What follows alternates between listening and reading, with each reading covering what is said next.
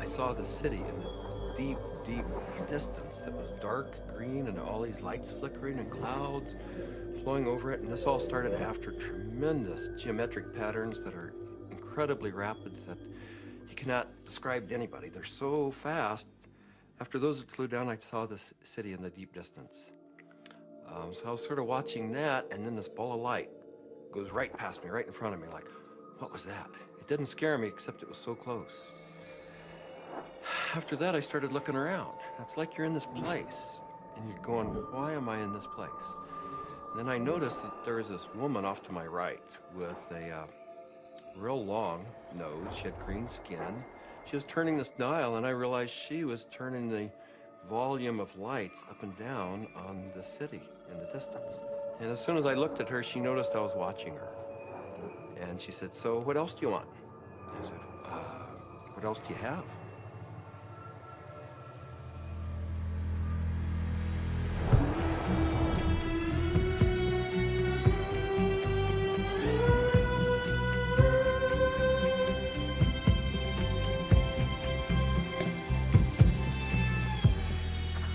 This is the story of DMT, or dimethyltryptamine, a simple compound found throughout nature which has profound effects on human consciousness.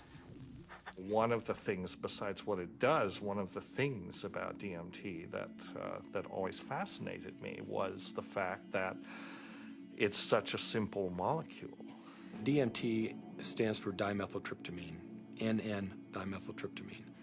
If you actually look at the ring structure of DMT itself, you only have really 4 positions that you can attach things to. So you can make diethyl or dipropyl. There are some other types of carbon chains you can attach to that end that do give you compounds that have activity, but very different from DMT. It biosynthetically, it's 2 steps from tryptophan, right? 2 trivial enzymatic steps from tryptophan. Well, tryptophan is an amino acid, of course, and it's everywhere. So all organisms have tryptophan, and all organisms have the 2 key enzymes that lead to the synthesis of DMT. And these enzymes are very ancient enzymes. They're all over the place. They're, again, part of basic metabolism. So theoretically, anything could synthesize DMT. DMT is astonishingly widely available in plants and animals all around the world, but so far nobody really knows why it's there or what its function is. That's a $64 billion question, is why is DMT in our bodies? Why is it in plants, in all sorts of mammals? And what is the role it plays in humans? The conventional wisdom 30, 40 years ago was that these things had no real function. They were just sort of physiological noise, but that's a very naive understanding. And what we now understand is that these secondary compounds are, in a sense, the language of plants. These are messenger molecules. This is what plants use to mediate their relationships with other organisms in the environment. Why is it that human beings' central nervous system are wired to receive this experience? Must be that, there's important information to be learned. So I don't think it's universally present in nature by accident. It has a real function. We have co-evolved with these plants. There's a purpose and a meaning to it.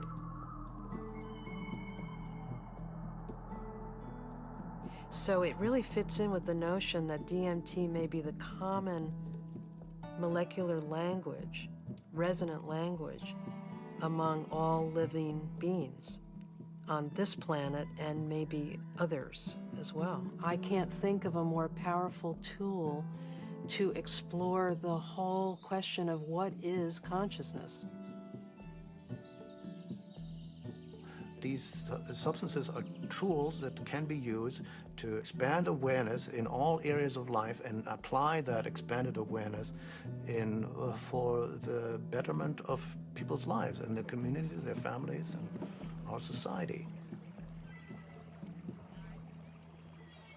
The good news is that there's a growing number of Westerners and actually intellectuals, scientists, artists, movers and shakers, filmmakers, and so on, who realize that this stuff is all too interesting just to go on keeping it swept under the rug. And meanwhile, the Inquisition was a long time ago. The birth of rationalism was a long time ago. At this point, there's no good reason, apart from bad habit, to keep up these barriers. With the help of two concepts that are traditionally opposed, science and spirituality, we humbly reintroduce psychedelics back into the cultural dialogue. DMT, the spirit molecule, you know, it's a conundrum, it's a paradox.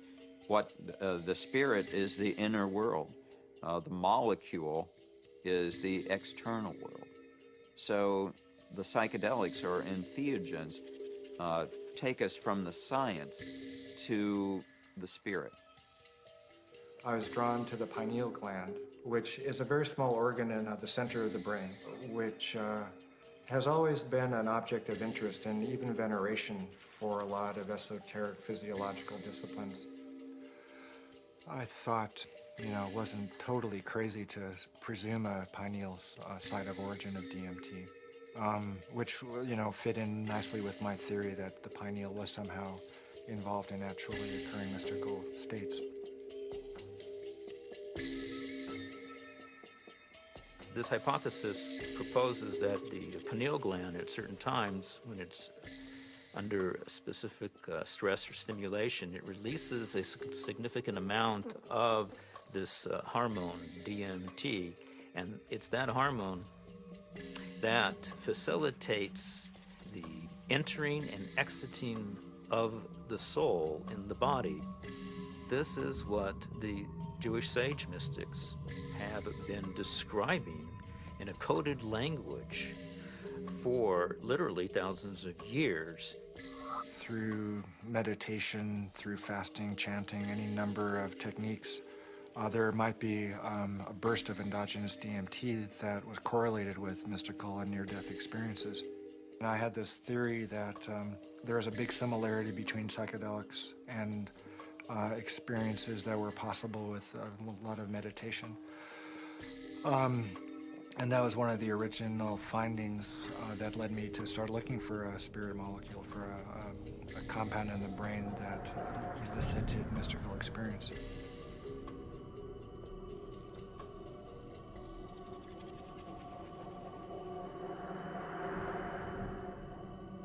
I think there may be a role for DMT in explaining any number of hallucinatory phenomena, that man has experienced throughout his history.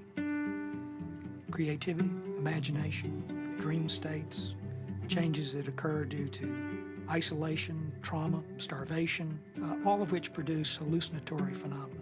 These hallucinatory phenomena are explainable by the presence of compounds known to produce hallucinations. And the only compounds that we know of that are capable of doing this are the class of compounds known as hallucinogens.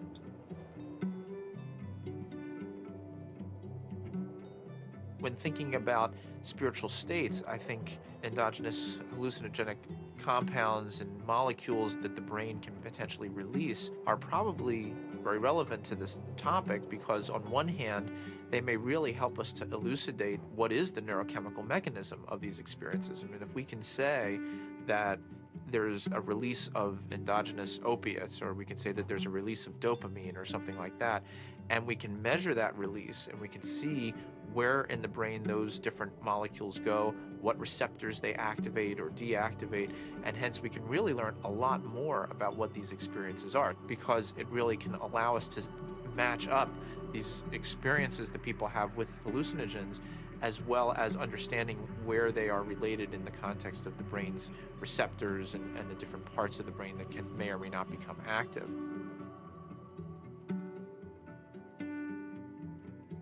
One of the other interesting things about the pharmacology of DMT is that it's actively transported into the brain. And so you have to wonder about the role of DMT in just everyday normal perceptual, activity. Too much DMT and things become very psychedelic, or, not enough, DMT in the brain can make things dull and flat and gray. There's something that, for me, makes sense about DMT. You called it the spirit molecule. It might almost be called, the reality molecule. Philosophically, it makes sense that something that would be so fundamental to the way we perceive reality would be imbued out there in reality.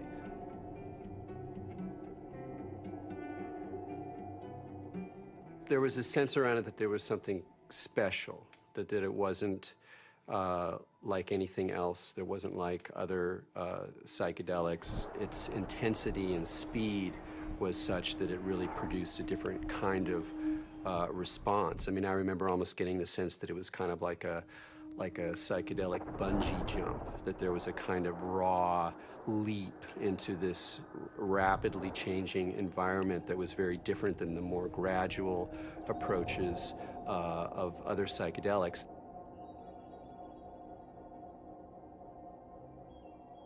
Smoke DMT is sort of like the drive-by shooting of psychedelics. You're in one place, bang, you're in another place, and then bang, you're back down. So it doesn't leave a whole lot of room for that narrative of who am I, what am I doing here, why am I in this space, what am I learning?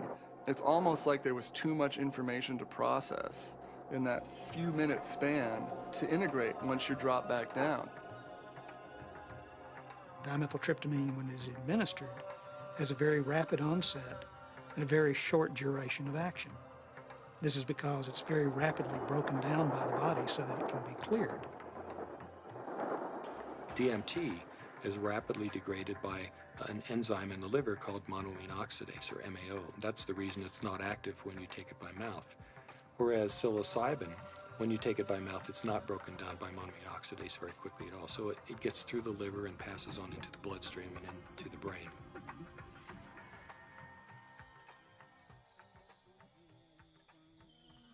Yeah, I'm very interested in ayahuasca. When I began my studies in the early 1990s, ayahuasca was just starting to make inroads into the West, but it's obviously become a lot more popular in the last 10, 15 years. And the visionary ingredient in ayahuasca is DMT. Through some amazing feat of pre-literate chemistry, the Amazonian natives stumbled upon or combined whatever. I don't know how they did it, but they found that one plant contains DMT and one plant contains an enzyme inhibitor. Combine them, you can drink DMT and it's orally active. So it starts working in a half hour, lasts for 3 or 4 hours. And you can, maneuver a lot more comfortably within that state than you can when you're just smoking it or injecting it. Orally active ayahuasca tends to pick you up and gently carry you into the space and hug you and embrace you and clean you and show you all sorts of mystical visions, and then it very gently brings you back down like you're floating on a feather back to the ground. As valuable as my DMT experiences have been, I feel that there's a lot more enduring value, really, in this folk technology, which stretches it out and makes it a navigable space. Our whole Western, European-derived tradition of distilling alcohols and isolating chemicals and making everything stronger and taking it out of nature and putting it into the biggest punch that we can, I don't think that generally that's the most useful way. I think there's a reason that cultures have learned to turn a 5-minute experience into a 5-hour experience. It seems to me that ayahuasca has had a plan and that it's reached out into the world and brought DMT into many, many thousands of lives in a much bigger canvas than it had reached for the last 10,000 or however many years. And it's done it very rapidly and it's done it with form to go with it. And ayahuasca is much harder for the power structures that we have now. It's much harder for them to put down because it has been part of a legitimate religious and spiritual practice for thousands of years, certainly in the Amazon. And we can't just dismiss all that as primitive mumbo jumbo and superstition. We have to get to grips with that on its own terms. I think that there's a growing number of people who feel this desire to get back in touch with nature, with plants, with animals, and who know that through the shamanic path there's a way of doing this, and that actually these tools, these psychoactive tools for plants like ayahuasca is a very direct way of doing this. Now, it may not be everybody's cup of tea, and I think a lot of people are actually with reason afraid of it.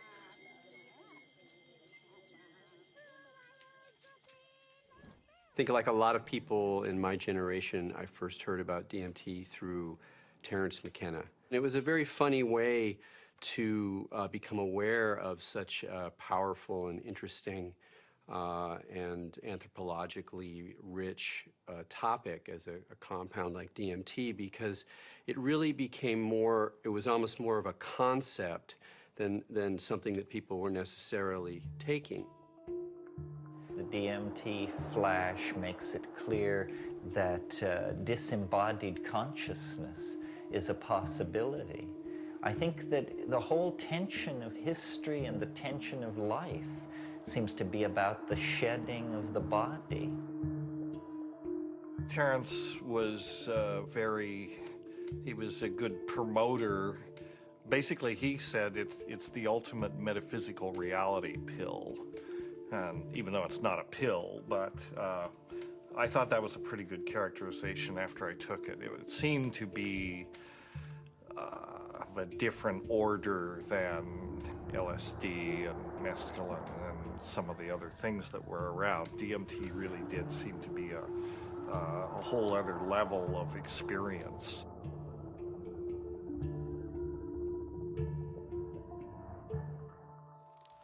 I ask that you suspend any opinions, either negative or positive, about these compounds. Whatever you believe their value to be, they continue to have profound effects wherever we find their use, whether it's contemporary Western culture or in the Amazon rainforest. It was in the 50s that the ayahuasca churches started going public. You know, that there was a kind of transition from the indigenous Indians in South America to the mestizo people in the cities, and then these churches, you know, the Santo Daime Church and then the UDV Church a little later, started doing ceremonies that would made the ayahuasca accessible not just to Indians, but to urban people in the big cities in Brazil, who are as far from the shamans as we are. In the early 1990s, the UDV established a branch of their church in the United States. In the late 90s, the U.S. Customs Department, along with the DEA, intercepted a shipment of ayahuasca. The church protested the government action. They contended that it violated the Religious Freedom Restoration Act, and the case was heard in the U.S. Supreme Court, and in February 2006, their decision was announced, and it was a unanimous decision on the side of the UDV. Why is it that in the entire Western world, these substances that have been found to be so interesting by hundreds of cultures for thousands of years are prohibited? How did these cultures that consider themselves to be enlightened, democratic, and scientific get to declaring plants illegal? It can seem weird, but there's clearly something deep and revealing about the nature of these societies. Our society values alert, problem-solving consciousness, and it devalues all other states of consciousness. Any kind of consciousness that is not related to the production or consumption of material goods is stigmatized in our society today. Of course, we accept drunkenness, We allow people some brief respite from the material grind. A society that subscribes to that model is a society that is going to condemn states of consciousness that have nothing to do with the alert problem-solving mentality. And if you go back to the 1960s, when there was, a tremendous upsurge of exploration of psychedelics, I would say that the huge backlash that followed that had to do with a fear on the part of the powers that be, that if enough people went into those realms and those experiences, the very fabric of the society we have today would be picked apart, and most importantly, those in power at the top would not be in power at the top anymore.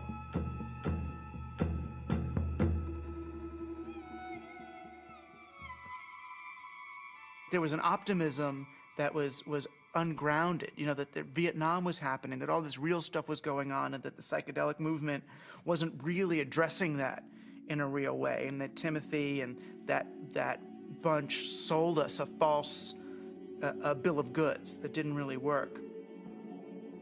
We are now, whether we like it or not, in the psychochemical age. In the future, it's not going to be what book you read. It's going to be what chemicals do you use to open or close your consciousness. Chemicals can help us learn faster. Chemicals can help us expand or contract our consciousness. The atmosphere in the 1960s was, we are doing research here. We are dedicating our lives to trying just about everything on the planet. So we would try it, then we would talk about it, then we would evaluate it. We regarded ourselves more or less as spiritual pioneers. I mean, the way I look at the 60s, you can see it as a kind of failed attempt at a mass cultural voyage of initiation. So people would try to go out into these other realities, but they didn't have a basis for it. There weren't wisdom traditions and elders. There weren't like connections of shamanic lineages. So people would go out and they would kind of like smash apart. Timothy Leary really so discredited a scientific approach to studying this, because he started off doing interesting research and then got into advocating use in a way that was incredibly threatening. Culturally, we reacted, and politically, it became impossible to do this sort of research. Funding agencies didn't make resources available. Regulatory agencies increased the practical hurdles for initiating this kind of research.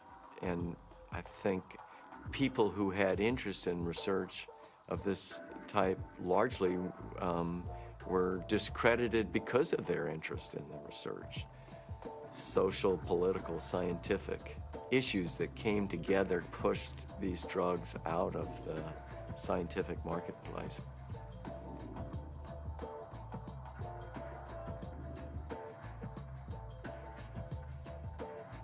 The public opinion in many cases had become that psychedelic research was dangerous. The lay public was uninformed about the true nature of these compounds and what their importance may be in the understanding of perception itself. One of the tragedies to me is that the clinical research on these substances pretty much stopped around 1970. And for me, it's especially tragic because I really believe that these substances played a major role in the development of our philosophy and thinking throughout the world. What a lot of people don't realize is that psychiatry, up until the 50s, the field in general had no concept that neurochemistry played any role in emotion or behavior, which today seems really bizarre.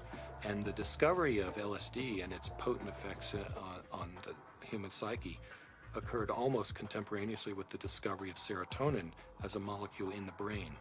And it was really when people looked at the structure of serotonin and compared it with LSD that they really began to think, maybe neurochemistry plays a role in brain chemistry and behavioral states. If LSD had not been discovered, I doubt we would have had any of the drugs we have, at least not as quickly as we do for treating depression and so forth. Once these drugs became abused and scandalized, psychiatry had to really work hard, to distance themselves from any valid scientific scientifically meritorious relationship with psychedelics. Being a psychiatrist and saying you want to learn or study about psychedelics, it's not that well received. And I made one mention one time and was discouraged from really bringing it up again for actually a number of years. For cultural reasons, the whole class of compounds got pulled off the clinical bench, and no research has gone on for 40 years. So scientifically, I can't imagine a more exciting area to be pursuing. How does one go about studying these plants and compounds? Plants and compounds which produce unimaginable experiences and appear to shed light on some of humanity's greatest mysteries. In order to answer that question, Dr. Strassman conducted the first human psychedelic research in a generation. One of the things that I had established early on was being able to discriminate between studies in the scientific realm and recreational use. But in the early 1980s, I reviewed all of that literature and could pretty well establish that if people were really carefully screened and supervised and then followed up, that the incidence of adverse reactions to LSD and related psychedelic drugs was extremely low. The drug or the compound or the chemical that seemed like the best candidate to sort of reopen the U.S. Front on psychedelic research would be DMT. It was really, it was exciting for me because I thought this is the first study in a generation. And not only that, despite the fact that DMT had been used safely in earlier studies and it was this natural component of the brain, DMT is one of the most profound and potent psychedelics known.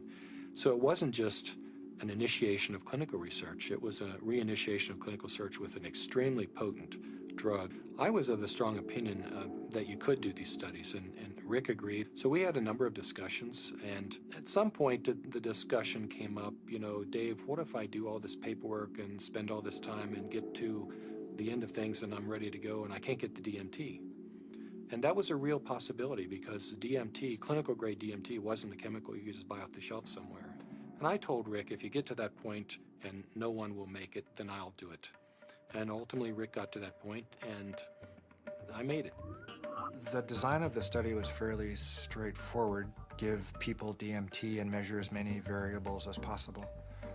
I had to sort of anticipate a lot of objections that would come my way from the regulatory agencies that oversee this kind of research. So at that point began a 2-year process of dealing with not that many regulatory agencies, but fairly monolithic ones. One sort of a sidelight of the protocol was the involvement of a psychiatrist from UCLA named Daniel Friedman. He was kind of one of the grand old men of American psychiatry. And actually, he was one of the people who in the 50s and 60s got their start with psychedelic research. And the main thing that Danny Friedman told us was, don't even get close to psychotherapy. Forget about treating mental illness or alcoholism or anything. Forget that. That's where all the hysteria is. That's where all the fears get up. You're a scientist, Rick. Approach it as a scientist. Do basic, simple measurements. Look at heart rate, cardiovascular parameters. You won't get in trouble doing that. You can get it funded, and it's solid science. Rick did what he said, but then he still was able to get these, accounts of what happened. And that wasn't in the plan. That wasn't really what was proposed in the studies that were funded, and that wasn't what Danny talked about. But those were the spin-off that really made it interesting. Rick Strassman was advertising in some magazine somewhere about wanting volunteers for a particular study in a psychotropic, and I didn't really know I didn't know DMT from STP at that time. And I remember reading that and I'm thinking, oh my God, this is bad. I better get involved in this and make sure that somebody doesn't get hurt, and that at least there'd be some sensitivity towards what this stuff is really about. I met Rick's research nurse at a party, and she heard me talking about that I had used peyote ceremonially, and she took me aside and said, there's something that you might be interested in. We're looking for subjects, volunteer subjects, for some unusual research. I was a little concerned that the study participants might be a little obnoxious. Maybe that's not the right word, but you know, people that were just seeking to do a lot of drugs, and they were very professional people. There were varying degrees as to how much hallucinogen use they had been through. It seemed like there were some people that felt like they had made it their life mission to experience every kind of substance out there, and then other people who I think were just interested for their own personal growth and or curiosity. Once we actually got into the preparation for the actual trips, Rick asked me about roller coasters. Do you like roller coasters? You know, the sensation of going up really high and then slamming back down towards Earth. And I said, no, I hate them. They're horrible. And he said, not good. I just wanted to go with the experience, learn as much as I could, absorb as much as I could, and be humble to it. The idea of legally sanctioned psychedelics was just very compelling. Plus, you're in a hospital, so should you get that uncomfortable experience that you're dying, you're with doctors in a very safe environment from that point of view. I mean, this was really very cutting edge, very out there, it was high risk, and people knew what they were getting into, and they wanted to have the extra reassurance, and I was glad, actually, to have a crash cart in the room and a team, you know, in the hospital to respond to any emergencies. You're in this hospital room, and there's all the sounds and the smells and just the prior experiences of being in the hospital. You know, all these negative things come back. So there was the whole environment to be overcome, because little did I know that it didn't matter where I was. I wasn't going to be in my body. I was going to be out in the universe, and it didn't matter where you launched from. It could be a hospital room, it could be the jungle in the Amazon. It didn't matter where you were, because you weren't going to stay there. Set and setting is so important. It's even more important than the substance. More important than the substance. Set and setting is everything. Now, what is the set and setting when you are blindfolded?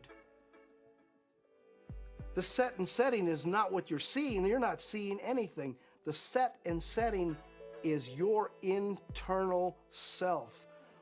The things that you have learned, the capacities that you have achieved, the conditions of your own psyche and psychology, these are your set and setting.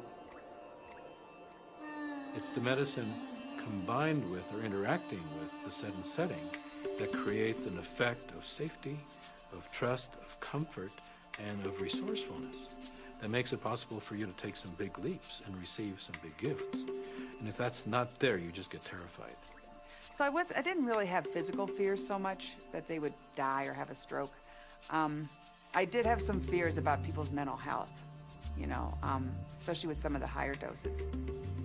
We gave one gentleman who had a lot of experience with the drug one dose, and he didn't think it took him far enough. So then we gave him a higher dose, and he was gone. He was really gone. It reminded me of something from The Exorcist. I mean, he just boom, sat bolt up in the bed, and his eyes opened up, and they were completely dilated and black. And I almost thought he was going to turn his head completely around. And I remember looking at Rick, and Rick looked at me, and I thought, oh my God, he's gone. I hope he comes back. And he did. The countdown was like, you know, counting down for preparing for your death, like waiting to surrender. And you'd feel the coldness, and the coldness just going through your veins, and it's really indescribable. It's hard to, you know, it's like ice going through your veins. And the next thing that would happen, besides my racing heart, is this burning sensation would happen on the back of my neck. I mean, this was reliable. This is like clockwork. This happened every time that you shot me up with DMT. And then there'd be a hum, and the hum would get louder and louder, and to the point where it broke apart everything that I was or knew. It was just this It just got louder and louder until you just had to surrender to the sound. And then you were there. I would get a warm, full feeling, a golden feeling in my chest before it went to my head. And I'd feel this warm rod, about 1.5 inches in diameter, start growing up inside my central channel. It would come up and sort of slow, warm up my chest, go up through my head, and slow down and put tremendous pressure in my sinuses behind my eyes, and slow down, start to grow and distend the skin behind my forehead about 1 inch, behind my hairline. And when it had, I was afraid it was going to pop my skin a few times because it was a very physical feeling. About 1.5 inches, 2 inches above my skull, when it popped through there, then the psychedelic trip would start. I thought I died. I saw the white clouds, the Renaissance white fluffy clouds with the gods and the angels and all that stuff is what I saw. I thought I was dying and going out, but I did take a quick look at Cindy and a quick look at Rick because I had my eyes open, and they were both there watching, looking very calm. And I go, oh, that's really good news. My body looks fine.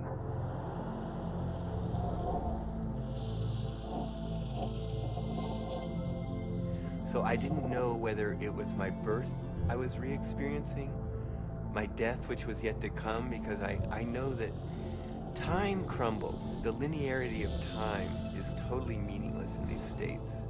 You are at the Godhead, the point where all time folds in on itself. More and more layers of my humanity start peeling off. Finally, the last, almost the last layer, and I can't even describe what it is, but you have, at some reaches way in there, there is like the last layer of that which defines you as a human being, and it goes click. You are no longer a human being. In fact, you're no longer anything you can identify. There was no concept of time. It was so disorienting. I was so terrified. I have never in my entire life been so terrified to be blasted out of my body, to leave my body behind, to be going at warp speed backwards through my own DNA, out the other end, into the universe.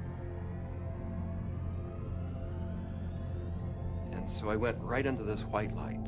As soon as I went into it, I lost any sense of being different, any sense of what I was doing, past, any sense of future. It was absolutely blissful and euphoric, and I just felt like it wasn't I. I was everything. I was the light. There was no sense of separation, no shadows, no differences, no past, no future. It was all present and white to yellow light. Then I felt myself falling out of this light, and as I fell out of it, I could feel the light was like a glow, like the sun with flames coming out and lapping out, and I could already start to feel this tremendous separation. I reached across, and it was suddenly I'm in the universe, in this huge void, with these beings on the other side, and I put out my hands, and this incredible rainbow of pink light went between me and these entities. And I was trying to make it be like a white light, but it was this incredible pink light, this energy of love that this capacity of love that we as human beings have, that I was trying to just send to them. This meteor-like trip through the infinite space of the interior consciousness is up pops the picture puzzle pattern door. And I'm now whizzing through this sucker like if it was nothing. I'm flying through it. But now I know what the picture puzzle pattern door is. The picture puzzle pattern door is the farthest reaches of your humanity. This is the doorway into what defines you as a human being. When you go past that, you stop being human to a degree, and the further you get past this point, the further away you go from being a human being. But right here, this picture puzzle pattern door is everything. It's everything. It's what defines you as a human being. This picture puzzle pattern door is you. This is like the actual core of where all of reality is emanating from. This is where meaning comes from. Symbols were pouring out. They were intertwined. Every symbol and letter and in every language was pouring out of this point. And I looked around at my environment and I was trying to absorb everything, to understand, but there were all of these machines or structures or things that I had never seen before, that I had no idea what they were. I was like a caveman in a computer lab. I didn't have any idea, but I knew in my intellectual awareness that this was a very advanced civilization or life forms or whatever they were. They were so far advanced from what we know here on Earth.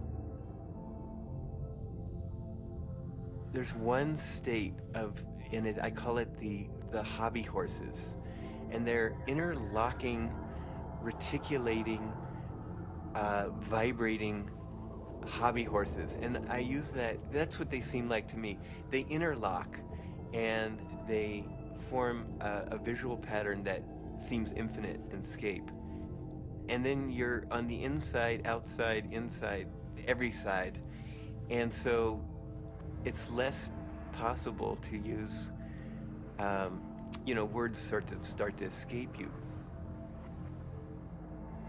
The texture of the space was very much like an animated Mexican tile. It seemed to be hyper vivid in color, in a Technicolor sense, but also very clay-like and earth, like with an earthen, pointing towards earth, but not really being of earth.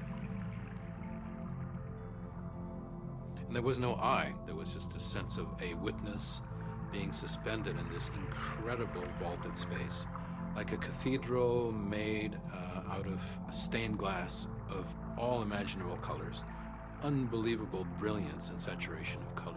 Just this amazing pattern in this dome, this gigantic dome. It felt like the size of of a small planet. And there were these winged beings. I don't remember exactly what they looked, but were like angels, something like angels, that were majestically kind of flying through the space. But there was something about the quality of how they were flying that was unique. I'd never seen anything like it. It was like, I don't know, the sense of another realm that was there. My sense was at some point there was this implicit sense, this is the divine realm. This is the divine realm. And it was not like a thought, but it was like this implicit kind of grokking recognition.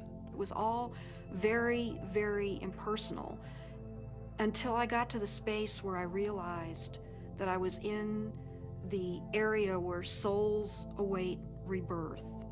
And I was there, and I had been there so many times before. I recognized it, and this incredible transcendent peace came over me. I have never in my life ever felt such peace. Everything was stripped away. Every hope, every fear, every attachment to the material world was completely stripped out of me. I was free to just be the essence of a soul. After the medicine wore off, there is that familiar sensation of kind of coming back into the body. And I do remember that. That was part of almost all of those experiences of kind of coalescing back into sensory awareness and a sense of having a body and of that becoming a little more substantial. And then say, oh yeah, here I am. And I live in a body and I'm okay. So Laura removes the eye shades. And I ask, not really with my eyes open quite yet, I ask, how long was I gone? Because I needed to know. And Rick chimes in like 15 minutes.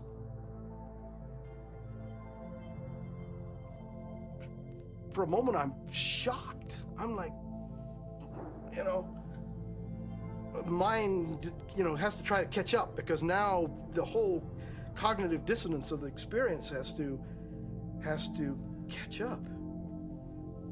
I was gone for 15 minutes. 1,000 years of experience in 15 minutes.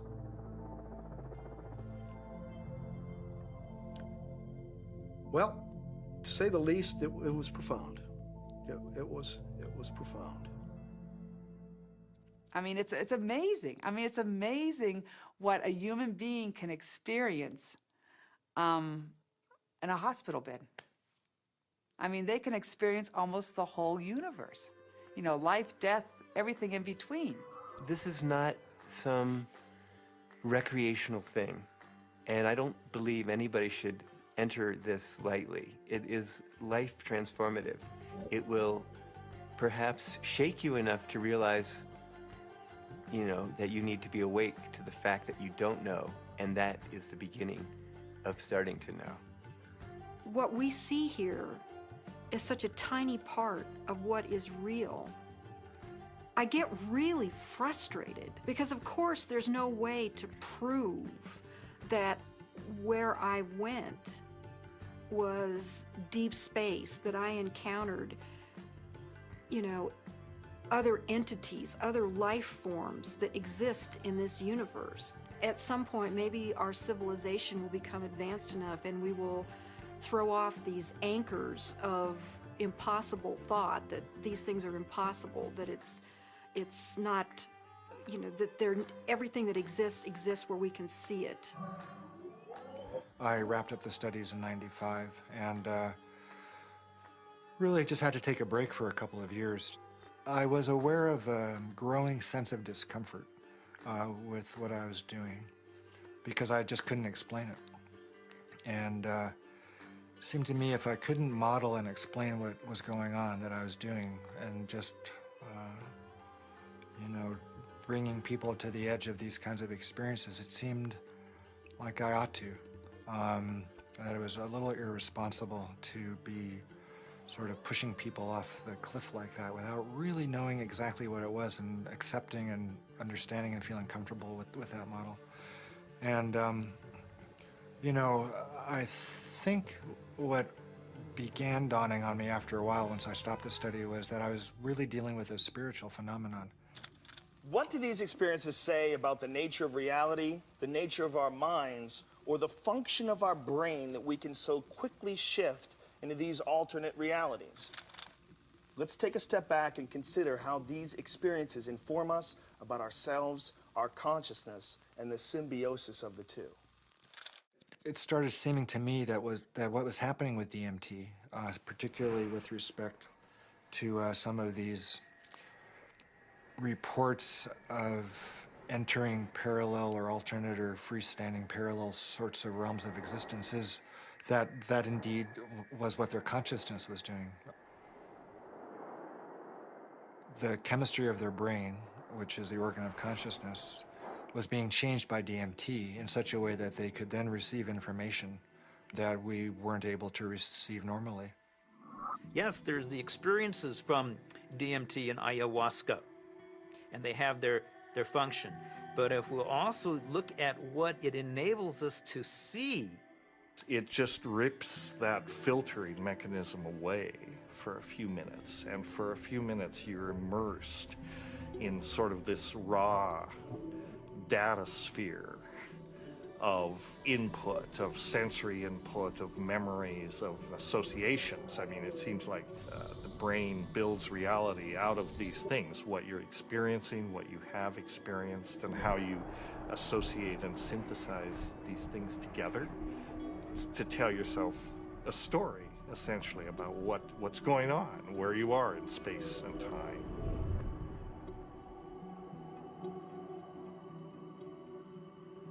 It's the brain that helps us to process all this information and to create for us a rendition of what our world is all about. But we're trapped within that brain. However, in spiritual experiences where people feel that they get beyond the self In certain types of psychedelic experiences where you have incredible sensory and other types of phenomena, people really feel like they are able to kind of get outside of their brain. We have to take a very big look at what is going on within them when they have the experience and try to understand how it happens physiologically and try to make sense of it from the subjective perspective as well as from the objective perspective. I don't think you can just say, let's just explain it away on the basis of science. What I was doing early on when I was hearing these reports were interpreting them, calling them psychological or brain chemistry aberrations or whatever, that there was a part of the brain that was being dinged that was responsible for the alien appearance phenomenon. This is not a new phenomenon. Entities in altered states, have been recognized for an extremely long time in many cultures over the millennium. Helpers, spirit assistants, angels, all of these different entities have been fairly common throughout man's experience of altered states and through much of man's mythology.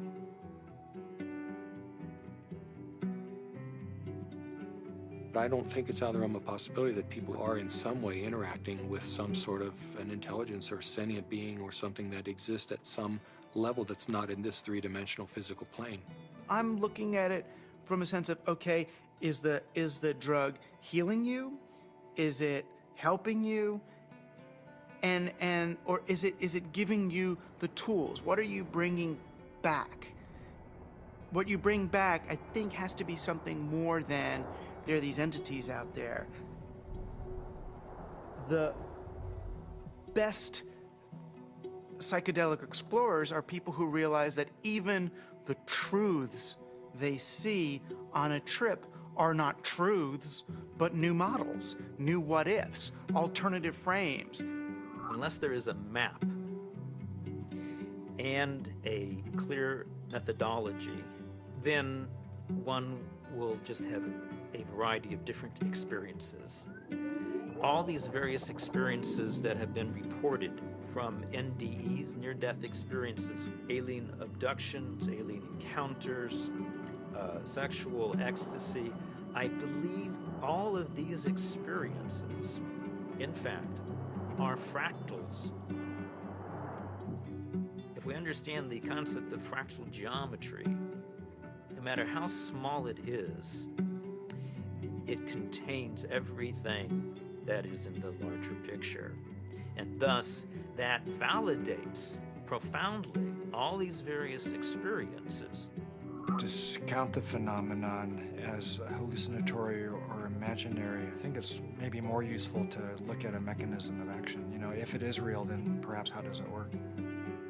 Look, there's extraordinarily regular phenomena that come up with these things that are clearly linked in many ways to these larger human issues around mysticism or religious experience or encounters with other entities. And here we have it. And if you can't go in there and really go in there and account for this material inside your neuroscientific framework, you're leaving a huge gap. You got to account for this stuff the way you got to account for dreams, the way you got to account for all sorts of psychoactive responses. Using DMT as an explanatory model, as kind of the mediator between our consciousness and the consciousness of a non-corporeal sort of reality, it's handy. With DMT, there are no words. I would try to wrap mathematical vocabulary around the experience afterwards. I specialized in the metaphor of vibration and how vibrations in fluids created form in fluid, and that would be the key to the relationship between the spiritual realm and the ordinary realm. This was the window that was opened by DMT. Using psychedelic drugs or other types of pharmacological substances can help to induce a state where people feel that they touch a deeper sense of reality, where they understand reality on a more fundamental level, and they gain a great deal of insight and knowledge into the ways in which the world works and how they are, as a human being, supposed to relate to that world. DMT is somehow, it seems to me in my experience, more of a breakthrough than LSD, mushrooms, peyote, and so on. It's instructive. It's more supportive of future evolution and the creation of the future. And it is in itself more of a mystery. How could this little stuff produce something that has intelligence, you know, that is actually a doorway to another reality? So what is the nature of reality, and what is the nature of how we as human beings experience it? Can we understand it better? Are we capable of understanding reality on some very fundamental levels? And what do we need to do in order to prepare for that? You know, there are parallel universes, it seems, at least that's a theory in modern physics. There is dark matter, which is a huge amount of the matter of the universe, maybe 95% or more. As radical an idea, it's just a logical extension in some ways of, instead of using a machine to see more than we normally can see, we're using the brain. There are fields which are undiscovered so far, which have nothing to do with anything that is discovered so far.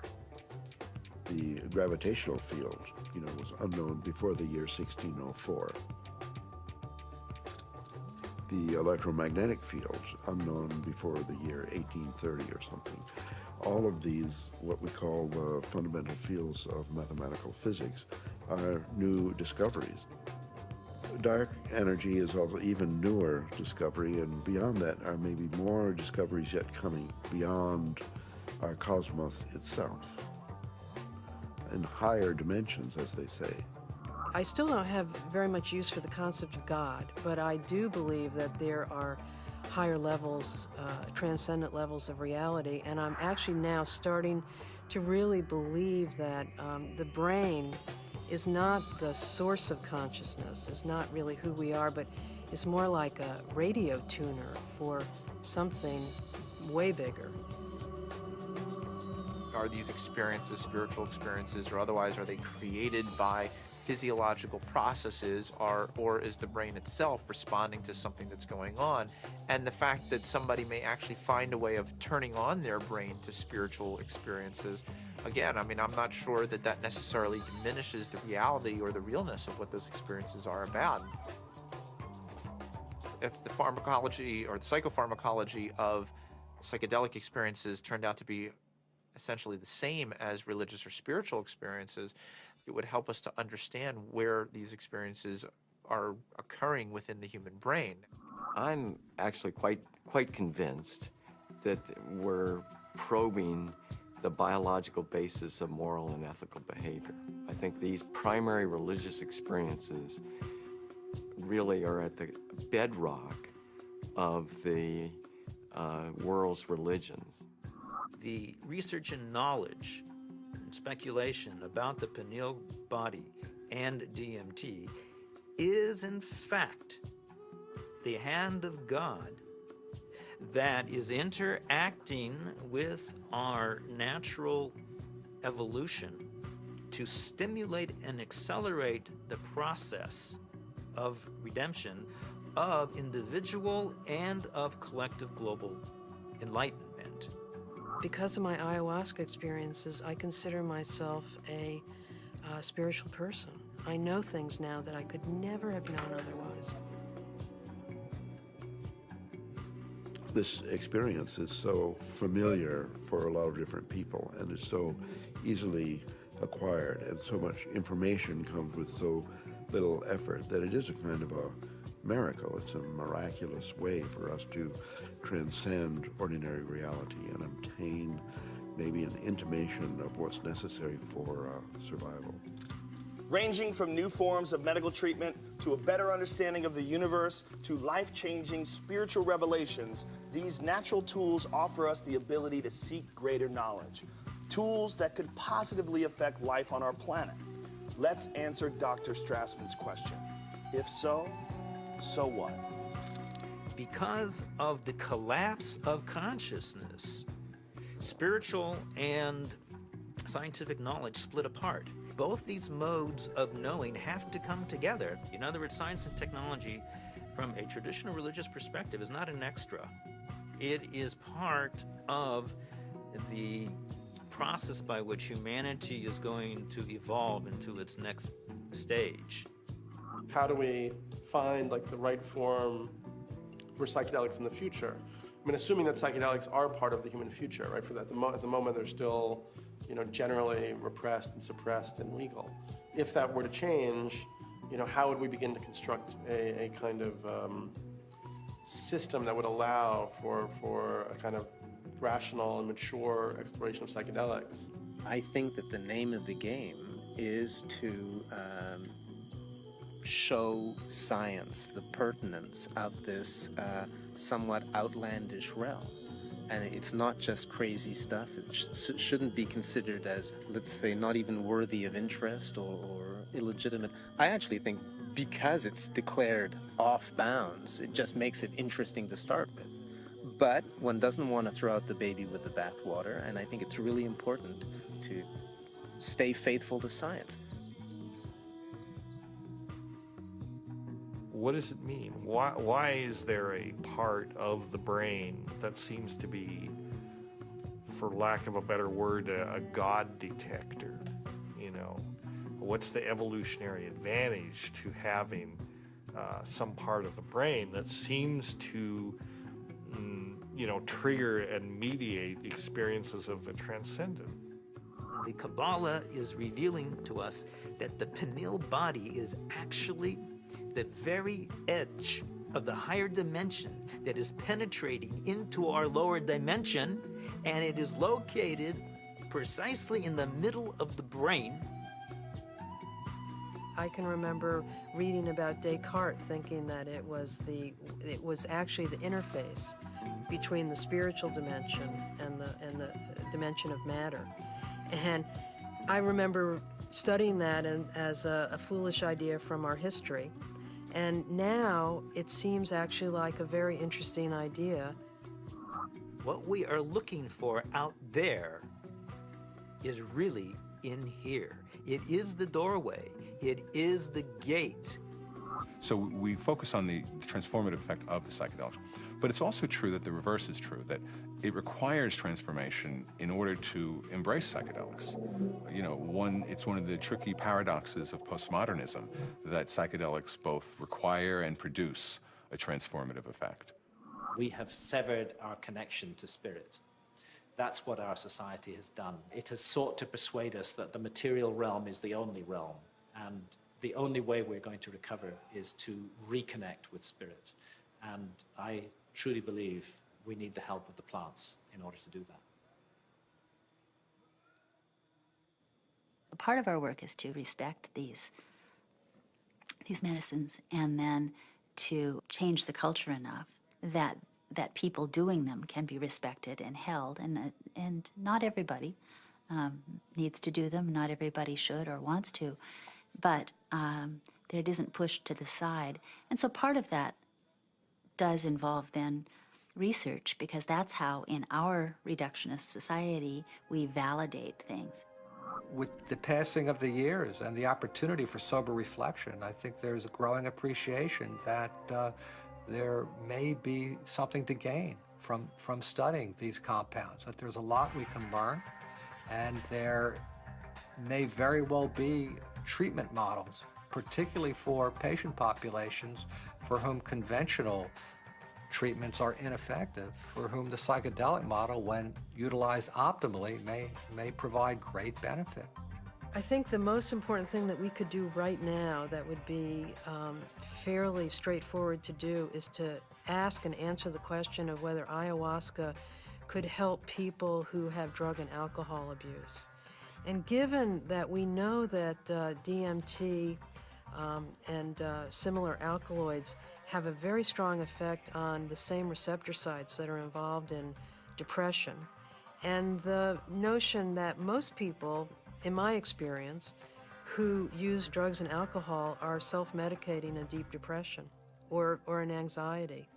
I've had permission now over the last few years to utilize psilocybin, which is the active alkaloid in hallucinogenic mushrooms, in the treatment of patients with advanced stage cancer who have anxiety. We're treating the anxiety, not the cancer. Now, psilocybin is 4-phosphoryloxy-NN-dimethyltryptamine. So obviously, from a chemical structure point of view, very similar to DMT. Ultimately, what I want to do is see these things used in the way that they were used traditionally, to heal people, help people. And right now, helping people come to terms with dying. It changes your whole relationship to your death, your impending death. Believe it or not, you're gonna die. And now, with this tool of having crossed over already, some of the fear around that will disappear. Now I'm beginning to wonder whether consciousness may actually survive biological death, that maybe the model that we've been working under in psychiatry and the behavioral pharmacology model is just wrong. It's backwards, actually.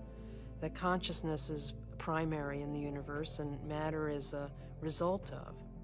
Utilizing substances like DMT or 5-methoxy-DMT may really help us prepare by practicing a transient dying experience. Thus far, we're observing very positive effects in regards to the nature of experience during the session and then subsequent effects on mood regulation and anxiety control, pain perception, and overall quality of life for cancer patients. By and large, our subjects do quite well in the time they have remaining.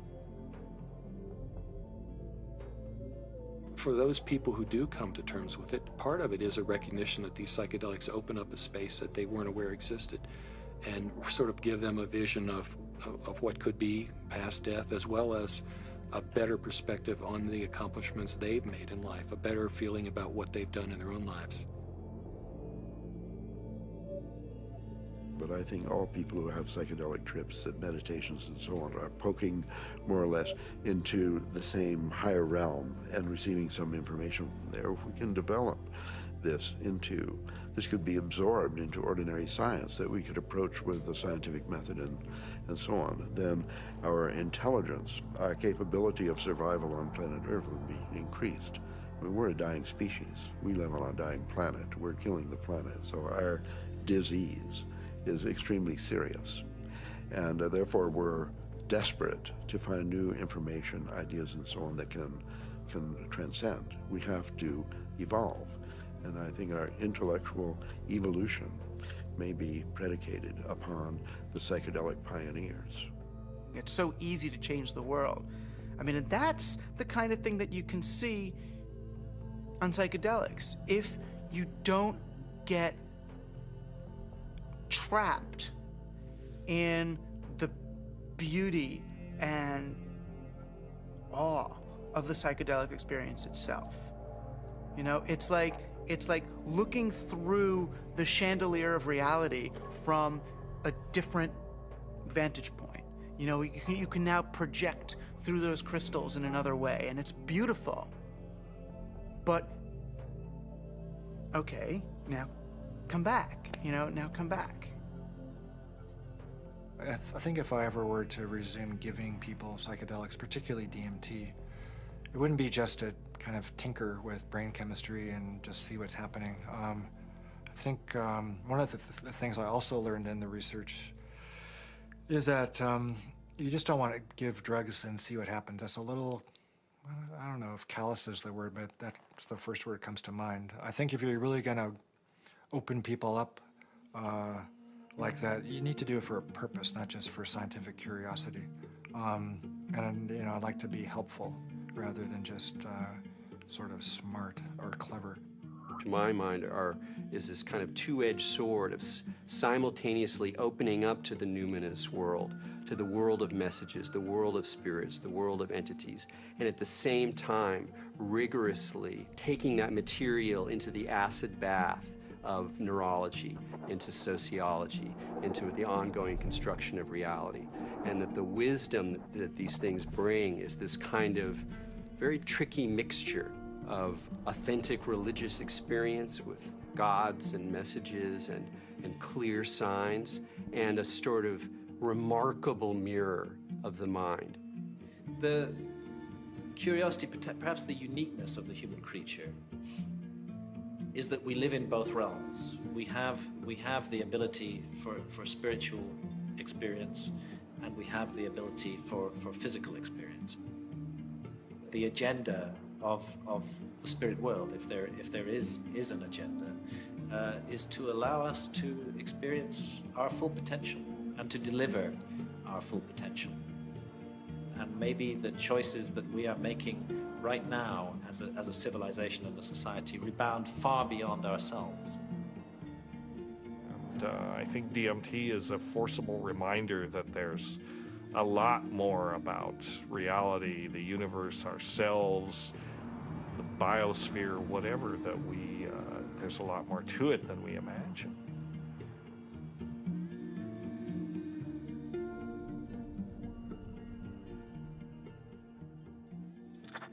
It seems our reality is not the only reality. Occasionally, the cracks reveal themselves and may even want to be discovered. As humans, we are creatures that thirst for knowledge. We spend time, money, and infinite energy searching for it, in schools, in churches, in business, and in technology. Knowledge is power, and thus our greatest quest. Dimethyltryptamine, a molecule with a complex name and the simplest ability to unlock the door to another dimension, and perhaps, just perhaps, our future evolution.